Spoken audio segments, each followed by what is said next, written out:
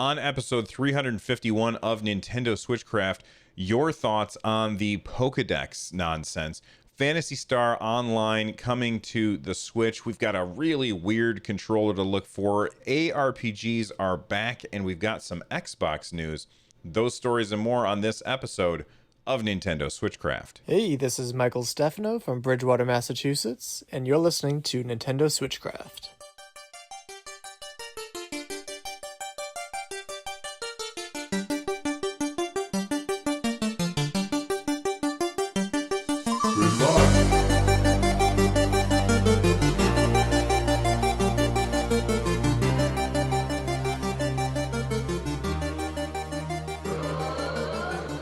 Switchcraft is brought to you live 3 times a week on Tuesdays and Thursdays at 3 p.m. U.S. Eastern and on Saturday at whatever time I can get to it. Tune in live over at twitch.tv/runjumpstomp. This episode of Switchcraft is brought to you by Mario B. Not that Mario. Get Switchcraft and my other content ad-free for as little as $1 by heading on over to patreon.com/runjumpstomp. If you want to leave a voicemail like the one you heard at the beginning of the show, head on over to runjumpstomp.com/voicemail from any device, and I may even play it on the show. With that being said, let's get started with the Nintendo news for the day. Okay, I want to start with actually feedback, which is weird. I usually save that for the end, but I put out a Twitter poll. And on the Twitter poll, I asked, does it bother you that the full Pokedex isn't in Pokemon Sword and Shield? Reply with your reasons, and I will read them on the show. So, first off, I want to say that the breakout surprised me. The breakout was 30% said yes, and 70% said no, it doesn't bother them. That is very surprising to me, because I thought it would be completely the other side. However, the people who are bothered by it, I think that they are right now the vocal minority. But of course, this is a small sample size, but I'm just very, very surprised at this. Now, let's see what people said. Crazy Cats Lady, who is actually a friend of mine, she said, when catch 'em all is your tagline, you should probably be able to catch them all. And actually, you know what? I should back up and just make sure I tell everybody what exactly the issue is. During Treehouse Live, a representative from the Pokemon Company said, because we have all these animations and stuff for each Pokemon that's in the game, we're not going to be bringing the full Pokedex forward into the game for Sword and Shield, because it would just take too much work. And after that, a lot of people said, we'll just delay the game then, because we still want to have the full Pokedex. And I want to say there's not a chance in hell that they're going to delay Pokemon in order to add the full dex. Now, is it possible that they could patch it later? Maybe. And if people make a big enough stink, then maybe that'll happen. But let's make sure that if you are going to complain about it to Nintendo, that you're nice. All right? You can catch more flies with honey than you can with vinegar, as I'm sure somebody has told you before. So just be nice. Anyway, Crazy Cats Lady has a fantastic point. She says, when catch 'em all is in your tagline, you should probably be able to catch them all. That's a very valid point. Now, there are other there are points on the opposite side. Atomic Bravd on Twitter says, not being able to fall back on my old favorites will push me to catch and try out the new ones. Now, in the past, what's happened with Pokemon games is you can bring your captured Pokemon forward into the new game, and I'm kind of counterpointing Bravd here. You can bring your Pokemon forward into the new game, but usually you can't do it at first. They usually will say you can only do stuff from this region first, and then later on we will do a patch where you can import your stuff from the Pokemon Bank. That's what they've done in the past. And basically they're saying in Pokemon Sword and Shield, it's only going to be Pokemon that are in the Galar region. At Darkwing 0810 on Twitter says, it bothers me, but just a little. My kids are into the old shows as well as the new, so they would be disappointed if they can't go catch their favorites. That's a good point as well. If you can't find your favorite Pokemon, that's going to be a little disappointing to you. Lawworthy in chat says, not every Pokemon is going to exist in every region. Consider the missing entries a quality of life feature so that we don't have to scroll beyond the ones that we won't fill. That's somebody who always looks on the bright side. In reply, Nakashima said there's plenty of people that enjoyed having a completed national dex. I, for one, have every Pokemon from gens 1 through 7 sitting in the bank that I'd hope to be able to move to the next gen as they've done with 3 onwards. The only reason we wouldn't fill them is because of the lack of a national dex. I always want to start fresh, so I'm not bothered, says Stephen Brooks. And obviously, I'm not going to read all of them, but there's a lot of there are a lot of people that were replying to this. Here's how I feel about it. There's a couple of good arguments on both sides. First off, for balance issues for the battling scene, it makes a lot of sense to restrict it to just the new ones, because by restricting it to just the Galar region, you make it a lot easier for the developers to balance the Pokemon and the abilities, because they just don't have as much to deal with. It makes for a better PvP experience. Now, I've never wanted... I always... how do I want to phrase this? I don't like the idea of balancing a game around PvP. I'm playing devil's advocate here. So personally, I don't like the idea of balancing a game around PvP. Games should be balanced around PvE and PvP separately. But that is one argument that people might use as to why we don't want to have the national dex here in the Galar region, because it makes balancing easier. I don't think that's the real reason. The real reason, they told us, it's because it's a lot of work to update the models for all of the Pokemon so that they look good in this one.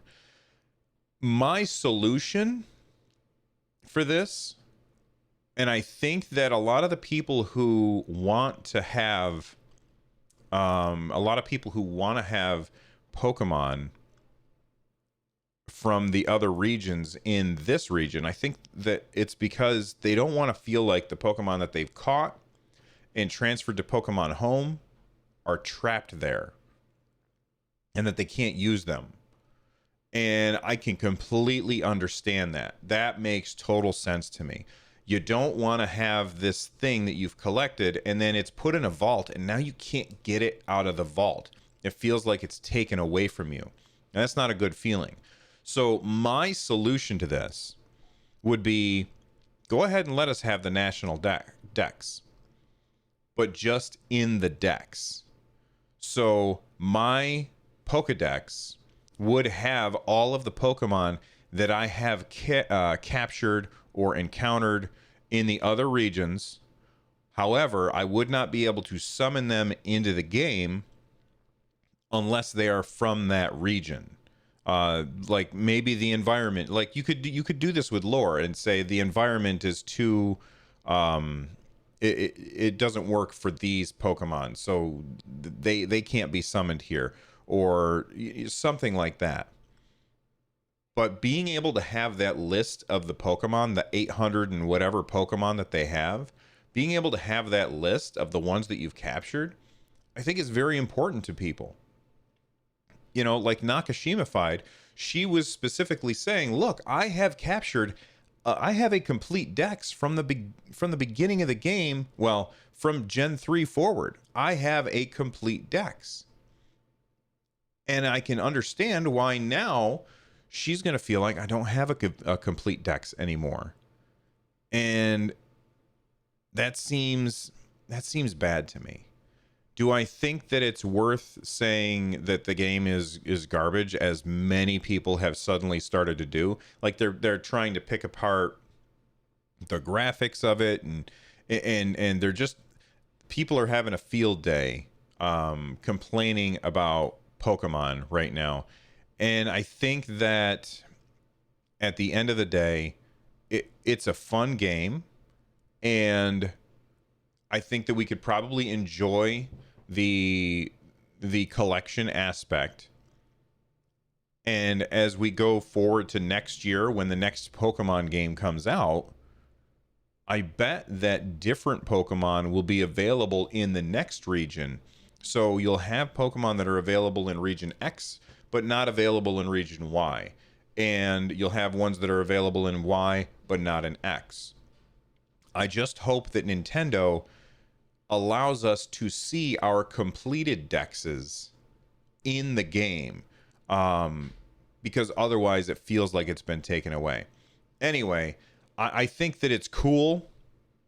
I think that the game looks really fun, but I do think that Nintendo has had, or well, not Nintendo, Game Freak has had a bit of a misstep here when it comes to the National Pokedex. And if you have an opinion about it, feel free to let me know on Twitter at RunJumpStomp. Speaking of which, I asked you guys to tweet at me pictures of your Joy-Cons. So I recently, whoops, I just hit the mic. I recently switched from the red and blue to the neon yellow on my Switch, because my red and blue Joy-Cons were experiencing the Joy-Con drift, which was upsetting to me. And I said that I wasn't super excited about the color, but it was the cheapest one that I could get, or the cheapest Joy-Cons at the time. So these are the ones that I ordered. I want to say that the color is growing on me. I am really liking how it looks on the Switch. I think they look awful when they're not attached to the Switch, but they look pretty rad on the Switch. So I'm pretty happy with these. But I was walking with my wife yesterday, and we were just going for a walk. We go down to the school and walk around the school. And we were just walking, and I was kind of talking about, because somebody had tweeted me a picture of their Joy-Cons. And so I looked at my watch, because I get the tweets on my watch, and I looked at it and I was like, okay, that's cool. And she's like, oh, what are you looking at? And I said, well, somebody tweeted me a picture of their Switch to show off their Joy-Con colors. She asked me why. I explained the reason why people were tweeting me pictures of their Switches, and she had a good idea. She said, well, you know what you could do? We could do like a little contest for people who send in their pictures of their Nintendo Switch. So what we're gonna do is, my wife has an Etsy shop where she makes dock socks. And if you don't know what a dock sock is, it's this little piece of fabric which slides onto the front of your Nintendo Switch dock, and you can it just makes your Switch dock look cooler. And she makes these. This one is the one that you can win. All right, so in honor of the upcoming game Mario Maker, I said, well, we can give away one of these. So here it is right there. And if you want to win that, I'm sorry, because of taxes and tariffs and the cost of sending things overseas, this is going to be U.S. residents only. So I apologize for that. I have shipped things like this overseas and then had the person who received it have to pay like a big tariff on it, which was ridiculous. They paid it and they were happy, but I'm not responsible for taxes and tariffs. And on a giveaway, I don't want to do that. If you order one, we'll ship wherever you want, but the giveaway is for U.S. people only. Sorry about that. But if you want to enter this contest, go ahead and just take a picture of your Switch and tweet it at me with your choice of Joy-Con colors. And what I'm going to do is I'm going to bookmark I'm just going to put all of the people who tweet a picture of your Switch to me. Use the hashtag Nintendo Switchcraft. and make sure you do it at Run Jump Stomp, and I will put everybody in a spreadsheet, and out of that spreadsheet we will get a winner, and I will send them this dock sock that my wife made. I should probably go full screen. This one right here. It's awesome. She's a very talented lady, and it looks really cool. Anyway, if you don't win, that's okay. You can always check out our Etsy shop at etsy.com/shop/run-jump-stomp. Anyway, now that we got that out of the way, let's see. It's about 15 minutes in. Let's talk about an MMO coming to the Nintendo Switch. I played the first one back on, I think it was the Dreamcast, and at the Xbox event at E3, they announced that Phantasy Star Online 2 would be finally making its way over to the West. And it was going to be on Xbox. And I was like, oh, that's cool. You know, that's awesome. I know that that's a very popular game. It was released back in 2012 as a Japanese-only PC title, and it's on PS4, PS Vita, and on Nintendo Switch over in Japan, but it just has never come over here. And at the Xbox event at E3, they said, and we're bringing Phantasy Star Online 2 over to the US, and a lot of people are very, very excited for this. Now, I haven't played the second one. I played the original on the Dreamcast. I think it was on the Dreamcast, and I really liked it, but I don't know much about the sequel. But the sequel is also going to be coming to the Switch. Now, we don't know when it's coming to the Switch, but Nintendo Wire kind of summed up a video. It was an episode of Giant Bomb where they were talking to Phil Spencer, and if you want to, you just go to the show notes and you can get the first party information yourself. But it is going to be released sometime in 2020. We don't know when. We don't know if it'll be launched alongside the Microsoft version, or if it will be released at a later date. But like right now, there's not a lot of MMOs on the Nintendo Switch, and I think that it's one place where the Switch is really, really lacking. It doesn't have Final Fantasy 14. It doesn't have my brain just stopped. Elder Scrolls Online. It doesn't have Phantasy Star unless you're in Japan, and now it's going to have Phantasy Star, and hopefully more MMOs follow suit, because for me, I love MMOs. Frankenstein Gaming in chat says he loves Phantasy Star Online 2 and can't wait for it to come over here. Red Eye Jedi says, I love Phantasy Star on the GameCube. Frankenstein Gaming just gifted a tier 1 sub to my Twitch channel, to Hopple. Thank you very much, Frank. He's very generous and always supporting the channel. So thank you, man. All right, let's talk about another game. Well, actually, let's take a break. We'll talk to not talk to our sponsors. We'll hear from a sponsor or two, and then when we come back, we will talk about this really, really weird controller that is coming to the Nintendo Switch. Hey man, get portable. Get a Game Gear Supersonic Sports Pack. A color portable Game Gear, carrying case, and 2 hit games.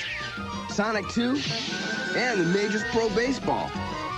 Whoa, even save $50. The Game Gear Supersonic Sports Pack. You know who makes it. Coffee? Tea? All right, everybody, we're back, and let's look at this HORI controller. HORI, by the way. It's not the other thing. It is, HORI is, they always make third-party accessories for pretty much everything. And they are making basically a Pro controller.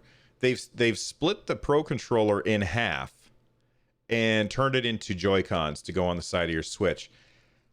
I mean, this thing looks like an abomination, but I kind of want to try it out because it looks really comfortable. It makes the Switch's screen look like a tiny little pathetic little screen, but it looks really comfortable, and I bet you it probably feels pretty good too.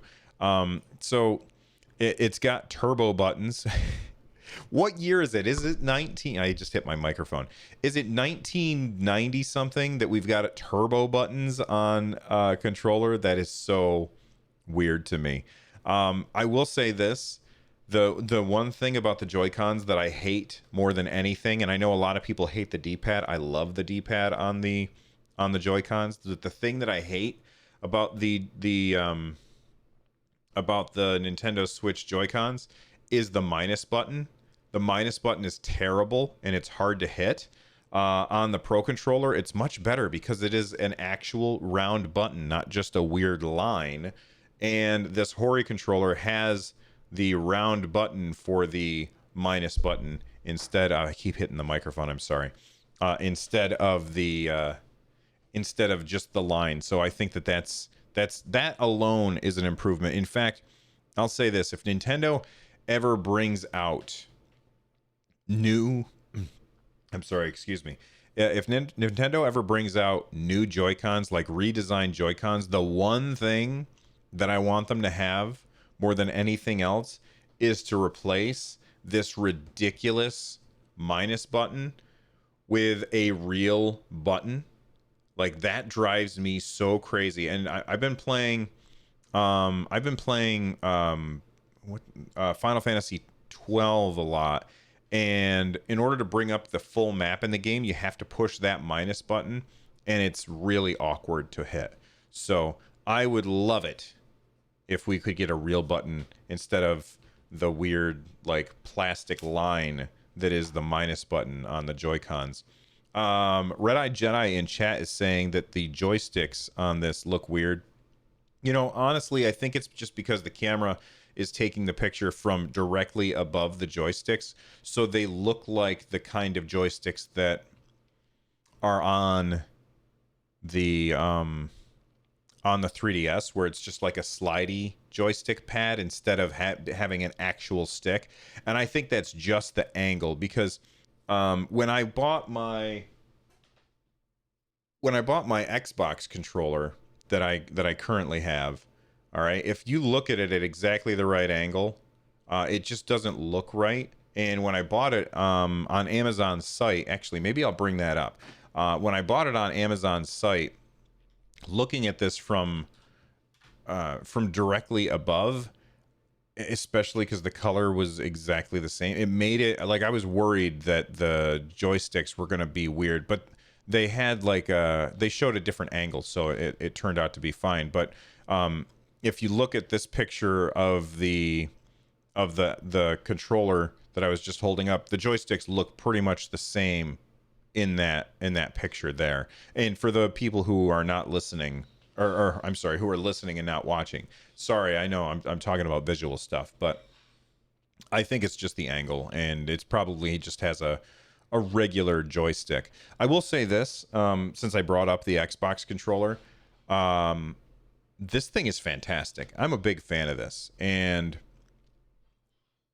I think the joysticks are really, really good. They're probably my favorite joysticks that are on a controller. I still prefer the feel of the Nintendo Switch Pro controller, but the triggers and the joysticks on the Xbox controller are superior, in my opinion. All right, so that is the HORI controller. Let's take a second and we'll talk about one of my favorite. Actually, you know what? Before we get to one of my favorite games, I want to talk about Xbox and Switch, since I've been talking about Xbox and Switch controllers. You know, I want to talk about Xbox and Switch because there's a weird rumor going around that, you know, Microsoft, if you watched Microsoft's E3 press briefing, they really were focusing on Game Pass more than Xbox. Over and over, they were like, Game Pass, Game Pass, Game Pass. And it was enough to convince me. I picked up Game Pass for my PC. I picked up Game Pass for my son's PC because it's a really good deal. And oh gosh, what's his name? Phil Spencer, I think it is. I want to make sure Phil Spencer. I was right. So Phil Spencer was talking to Giant Bomb, and here's the quote that got pulled out here. It says, "I have said over time that I'd like to take Game Pass everywhere. I saw somebody joke that I'd put Game Pass on a toaster if I could. I don't know about that. We're focused on the streaming side, at least, on Android. Just because in some ways it's the hardest for us because it's so diverse in terms of the numbers of devices." So he's basically saying we want to be able to get Game Pass on Android devices, but that's a lot of work because there's just so many different phones out there. Then he talks about Nintendo. He says, "I love the role that Nintendo plays in the industry. I love the fact that Minecraft Dungeons was announced there, and that we have a really good relationship with them, and obviously Banjo in Smash. But that platform is different enough from an Xbox platform that it's not trivial for us to just say, oh, all those games would run there. So then you're like, okay, are we going to stream the games there? I love what the Switch is, but the opportunity globally to focus on the Android platform is just such a natural first move for us. And frankly, it will take us quite a while to work through that. So that's the focus for us right now. But I want to have the best console experience because of what it gives you. I want you to be sitting on the couch with and having an amazing experience. It sounds great. I have to have access to any game I want to play, and I want to take that while I'm on the go. I think the Switch is a really cool platform for that. It's just that in the near term, it's kind of hard for us to prioritize different than we are today." So a lot of people took that and they said, Xbox Game Pass is coming to Switch. And I gotta say, that's not what I got from this. What I got from this is that Phil said, look, we're not going to rule out that Xbox could come to Switch. Xbox Game Pass could come to Switch at some point, via xCloud or something like that. But right now, our priority is on Android devices. And he's got a really good point that there are so many different Android devices out there that it's really hard for them to test their stuff on every single one. And that's going to take a very, very long period of time for them to accomplish that. So I think for those of you who are like, well, Xbox Game Pass is coming to Switch, I think you're going to be waiting a very long time. And by the time something like that comes around, we might be even on to the next console from Nintendo. It's, by next March, it will have already been out for 3 years. I know that Mr. It's not Furukawa. It's the guy who was before him. Who was the CEO? Who was the president of Nintendo before Furukawa? I can't remember his name. I keep wanting to say Kojima, but that's not it. I know it starts with a K. Anyway, it doesn't matter. I know that the former president of Nintendo, Mr. Kimishima, there we go. Mr. Kimishima, he said, thank you, Pitterate. Yep, he's telling me that I'm right. It is Kimishima. Yeah, Mr. Kimishima said that they expect the Switch to have a very, very long lifespan. But, I mean, Xbox is obviously going to prioritize PC, mobile, and Xbox stuff well before the Nintendo Switch. And I think that is going to be, and they wouldn't even be considering it if Xbox and PlayStation swapped places in the industry right now. Xbox wouldn't be considering it. And they also wouldn't be considering it if the Switch hadn't been selling so well. Just the idea that there's so many Nintendo Switches out there, Nintendo Switch out there, whatever the plural of Switch is, just because there's so many of them out there, that means that they can't ignore it. And the idea that the Xbox and Microsoft finally understand what many in the industry do not, is that it doesn't matter if your hardware is the winning hardware. It's that if your software is on all platforms, then you're going to be the ones that are winning. And I think Microsoft understands that now, where Sony does not understand that, Nintendo does not understand that, and I don't think anybody else in the industry understands that outside of Microsoft and Google, because they still, like they have investors, and investors are hesitant to move away from the idea of my console has to be like, they're still in this world where first party exclusives are the thing that is going to make your company win. And now the gaming industry has shifted a lot more towards whoever can get the most people to subscribe to their platform, that's the ones that are going to win. And it's just a very different mindset, and it's very difficult for companies to change like that. And I'm very impressed that Microsoft has figured that out.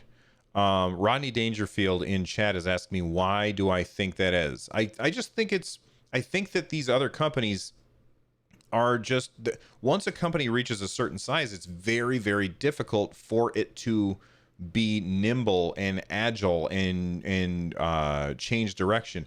Think of a giant boat versus a speedboat.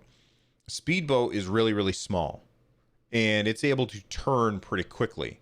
Whereas a giant, like an aircraft carrier, it takes them miles to make a turn or to come to a full stop. And because of that, big companies are often late to the game when it comes to things.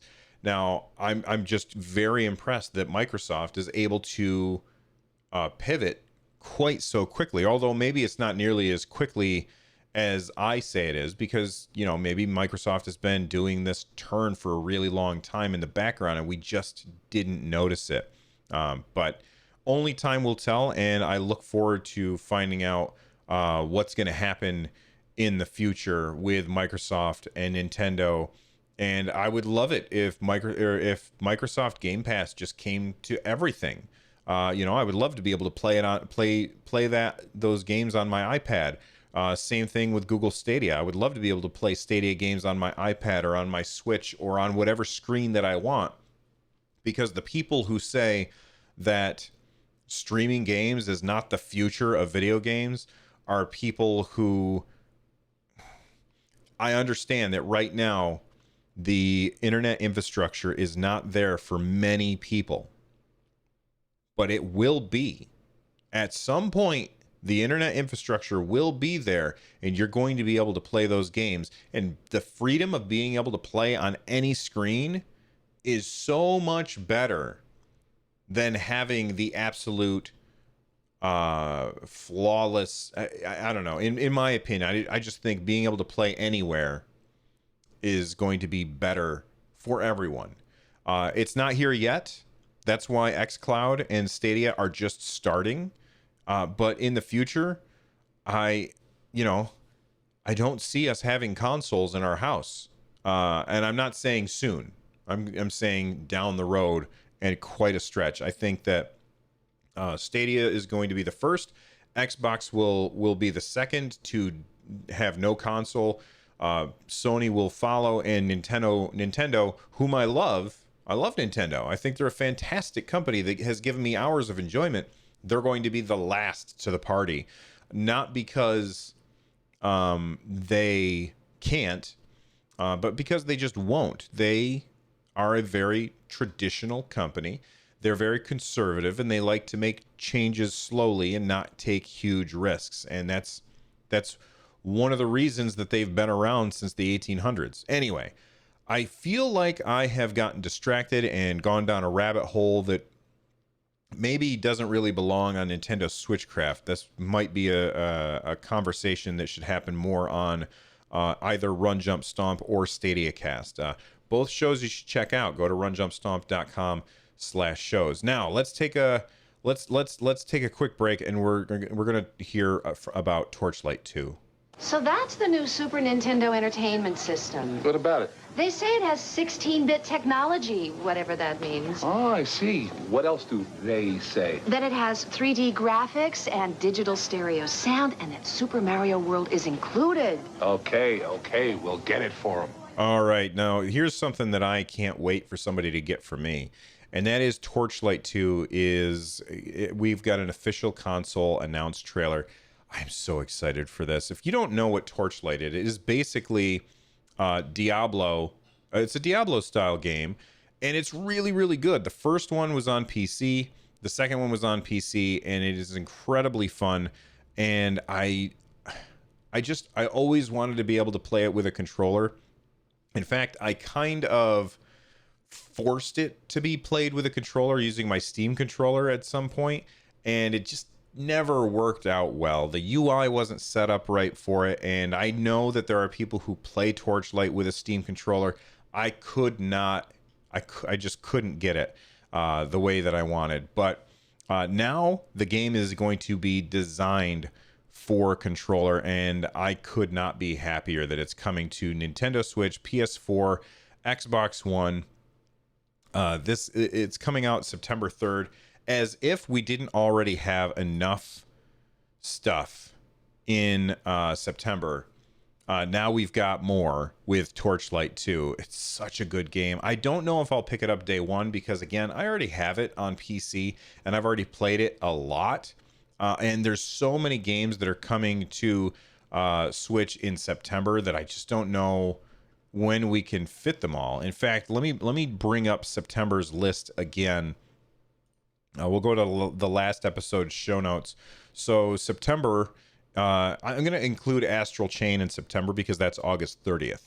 All right, so we've got Astral Chain, Spyro, Daemon X Machina, Ni no Kuni, Zelda Link's Awakening, Dragon Quest XI are all September games. And now Torchlight 2 is added in there as well. So, I mean, it's got some competition. I think it'd be much better if this game came out in August. It'd be better for Torchlight in general if it came out in August. Online multiplayer, Mikey B playing is asking. I would assume so because in the trailer, they show like the engineer and I think maybe the mage, they're playing together, and it shows that they're in two different locations and like they're wearing headphones and there's like a joke about he's narrating everything. So I'm assuming that it has online multiplayer. If you haven't played Torchlight 2, you absolutely want to play it.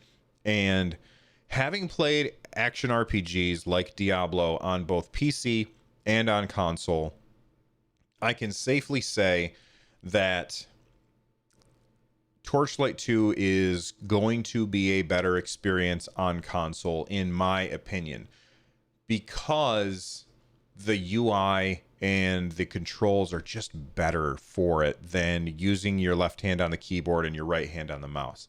It just works really, really well if they adopt a control scheme that is similar to Diablo or Path of Exile. I just think it's a better experience on console. That's just me. Let's switch over to feedback, and then I want to talk about the show after feedback a little bit and a change that might be coming to Nintendo Switchcraft. Mikey B Playing is asking me a great question. Which do I think you should buy, Torchlight 2 or Diablo 3? I have no idea. I love Diablo 3. It's one of the best games I've ever played, and I have sunk hundreds of hours into it. I don't know which game is like, I love Diablo 3. I don't know. I'm going to say Diablo 3 because I've put so many hours into it, and I didn't put nearly as many hours into Torchlight 2. But it's still a fantastic game. Also, you can turn off the blood in Torchlight 2, so it's a much better game for kids, in my opinion. Let's see. What did I... Oh, Red Eye Jedi says, I think I'm going to pick up the vouchers for that and Pokemon. I don't know if the vouchers will work for Torchlight 2, and we also don't know the price of Torchlight 2. Speaking of prices, I got a tweet from Webhead, and they said... Now, let me bring this up. They said, question for you and your listeners. So if you have a response to this, please feel free to reply to Webhead. The link to his tweet is in the show notes. He says, why does Link's Awakening have to drop at $60 when remakes of Assassin's Creed and The Witcher with DLC is $40? Look forward to the opinion if you choose to discuss. All right, Webhead, you're not going to like my answer. I think it is 100% perfectly reasonable for Link's Awakening remake to be priced at $60. That game is a complete rebuild from the ground up. The only thing that they don't have to make from scratch is the story. And my guess is that there are things in the story that are going to be different than the original first time through. So I think it is perfectly reasonable for that to be a full priced game. When you look at something like Assassin's Creed and The Witcher, yes, there is work that goes into porting those games to the Switch, but they are ports, not remakes. If you might like, they might call them remasters or something, but really the work that goes into upgrading textures and fixing bugs that happen when you port is way less work than rebuilding Link's Awakening from the ground up to be a brand new game. Now, if Nintendo had just said, okay, here's Link's Awakening as it was on the Game Boy, just up-resed, then I would agree that $60 is too expensive. However, that's not what we're getting. And anybody that says that that's what we're getting is just an up-resed version of Link's Awakening is somebody who doesn't understand how video games are made. This is not simply better textures. This is a completely new game with the same story as the original. Not only that, but they also have completely changed the UI. So now you can have the sword and the shield and your other stuff all at the same time, because on the original Game Boy version you only had 2 buttons, so you couldn't have your sword and your shield and the jump feather or whatever other option at the same time. Now you can have all that stuff at the same time. On top of that, they also give you the ability to make your own dungeons as like a little mini game and then share those dungeons with your friends. I think that the $60 price point for this game is definitely reasonable. Red-Eyed Jedi in chat is saying they added Mario themes too. Mario stuff was already in Link's Awakening. Now, I should point out that I have not played more than 10 minutes of the original Link's Awakening, mostly because the UI was just really, really bad, and I didn't play it back when I was a kid. So playing it now, going back to it, it's just, it doesn't, like, it's tough to play. The text is huge. It covers up the whole screen. You only have 2 buttons. It's very frustrating to play that way. But back in the day when it first came out, I'm sure that it was awesome.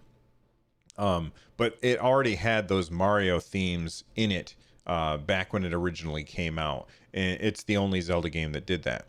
So Webhead, I don't think that Link's Awakening is too expensive. I think $60 is perfectly reasonable. And if there's anybody out there who disagrees with me, I would love to hear why you don't think that the game is worth $60.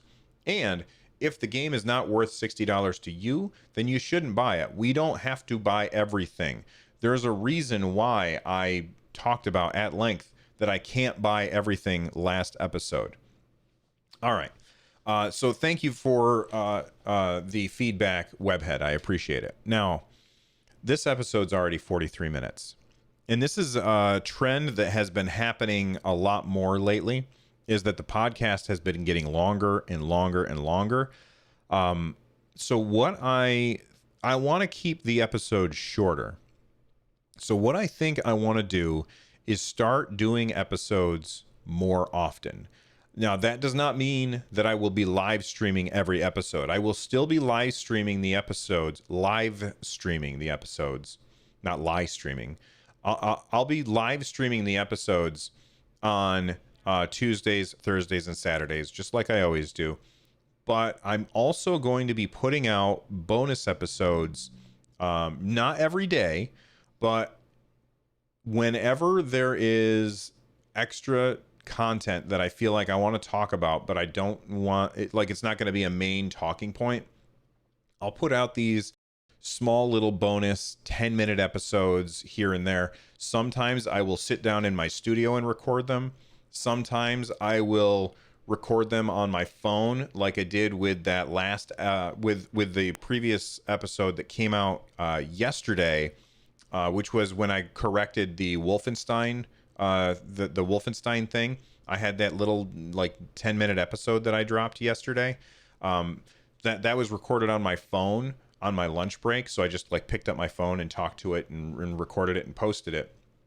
So I just, there's so much Nintendo news, but I don't want to have I don't want to say that it's going to happen every day, because then it's a daily show and I'm committed to doing a daily show. I don't want to commit to doing a daily show. It already takes up a lot of time. But look at look for Nintendo Switchcraft core episodes Tuesday, Thursday, and Saturday. Those are going to be shrinking a little bit, getting shorter, because I know that there's a lot of people who have given me feedback who have said, Bill, one of the reasons I love your show so much is because it's short and frequent. So this episode's already 46 minutes. I need to bring it down and I need to talk less. But that also means that there's things that I can't cover that I want to cover. So that's where those bonus episodes are going to be. You know, you just download them, and if you don't want, if you don't want to listen to it, then don't listen to it. I understand, but I just think it'd be easier for me to keep the main shows smaller if I have these smaller. I don't know what I'm going to call them even yet. Like, my wife and I were kind of brainstorming ideas yesterday for what I could call it. If you have ideas for what I could call these little extra episodes, these bonus episodes, let me know. Anyway, thank you guys for listening. Let's wrap up the show. Oh, no, Mario. We've got to do something. I got it. You help us find Donkey Kong, and we'll help you find Herman. Become a part of the community over at runjumpstomp.com/discord. There's like 500 people in there. You guys are awesome. Thanks for joining us. You can also watch the show live over at twitch.tv/runjumpstomp. Get a hold of me on Twitter at runjumpstomp. Use the hashtag Nintendo Switchcraft. If you're looking for ways to support the show, stop by runjumpstomp.com/thank-you. There you will find a link to my wife's Etsy shop, where if you don't win your dock sock, then you can buy one over there as well. And just a reminder for the way to win the dock sock is take a picture of your Nintendo Switch, send it to me on Twitter, use the hashtag Nintendo Switchcraft. I'm at runjumpstomp there, and I'll give you guys until next Saturday. And on next Saturday, I will put every tweet that I get with a picture of a Switch with the hashtag Nintendo Switchcraft in there. As a possible winner in a spreadsheet, and I'll pick a winner, and then I will contact that winner for how they are going to get their address and stuff. So thank you for listening. If you want to check out more shows like this, go to runjumpstomp.com/shows. The music you're hearing right now is Corneria Star Fox remix by Noteblock. It's awesome. Make sure you check out Noteblock stuff on their site. I'll see you guys next time. Until then, bye-bye.